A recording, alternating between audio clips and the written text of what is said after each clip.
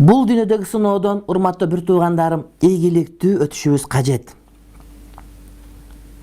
Ырас бул дүйнөгө келген адам бул дүйнөдө конок. Бирок канчалык конок болбойлук, бирок түбү бар урматтуу бир тууганым.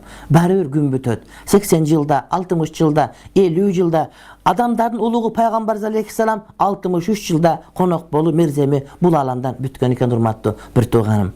Адамдардын бардыгы өлгүсү келбейт. Адамдардын бардыгы түбөлүк жашагысы, түбөлүк бактылуу болгусу келет. Үй салса вечный тура турган кылып салдым деп айтат. Вечный бактылуу болгусу келет. Жеп аткан коррупционерлер деле, мародерлор деле, мамлекет уурдап аткандар деле, уурлар деле бала чакасы түбөлүк бактылуу болушун каалайт.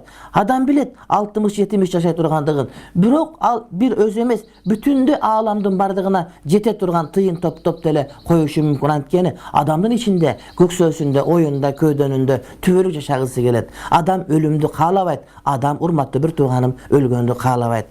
Адамдын ушундай нафсиси бар экендигин билип, Кудай Таалам ушул дүйнөнү сыноо кылып, ахиреттеги жашоону түбөлүк кылып койду. Ахиреттеги жашоо, жаннаттагы жашоо, же Кудайым сактасын, тозоктогу жашоо бул урматтуу бир тууганым түбөлүктүү болот. Сен каалаган түбөлүктүүлүк, сен каалаган түбөлүк жыргал урматтуу бир тууганым бул сөзсүз түрдө бар.